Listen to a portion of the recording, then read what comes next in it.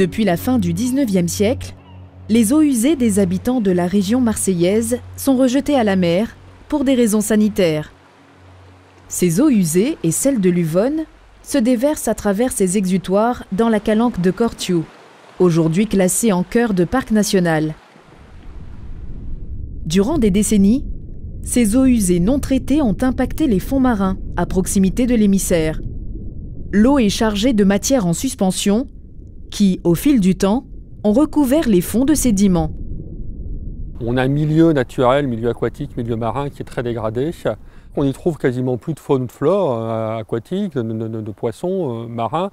Ça veut dire que les fonctions normales d'un milieu marin, de ce type de petits fonds marins, ne sont plus assurées, qu'il s'agisse de la reproduction des animaux, du nourrissage des animaux, des poissons. La qualité de l'eau rejetée s'est nettement améliorée. La station d'épuration Géolide traite les eaux usées en amont des exutoires depuis 1987 et d'importants moyens sont actuellement déployés pour maintenir la qualité des rejets, en particulier ceux de l'Uvonne. Mais malgré ces progrès notables, les fonds marins de Cortiou demeurent désertiques. La faune et la flore y sont presque absents. La qualité de l'eau n'est plus limitante, il reste des efforts à faire, mais elle n'est plus limitante pour qu'on retrouve un milieu naturel, un milieu aquatique, un milieu marin fonctionnel. Ce qui est maintenant limitant, c'est l'absence d'habitat. L'absence d'habitat qui puisse servir de support à la vie, tout simplement, à la vie aquatique, aux animaux et aux végétaux marins.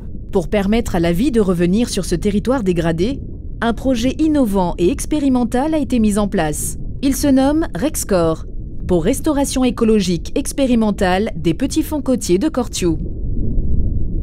Alors, le projet Rexcor, c'est un projet d'1 million d'euros qui consiste à implanter des récifs artificiels d'expérimentation, c'est-à-dire voir comment on peut aider la nature finalement à retrouver un lieu qui a été stérilisé par la main de l'homme, si je puis dire. Afin de répondre aux besoins des différentes espèces sous-marines, 3 types de modules ont été conçus et réalisés. En tout, 36 récifs artificiels seront immergés à Cortiou sur 4 sites pilotes. En fait, on accélère le processus naturel de recolonisation, de recréation d'habitats en fournissant des habitats artificiels pour que la vie se réinstalle beaucoup plus vite.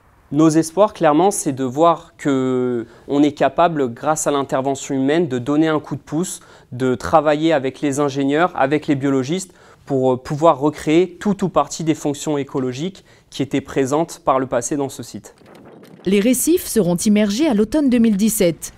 Dès lors, une équipe de scientifiques étudiera le retour de la vie sur ces sites durant les prochaines années.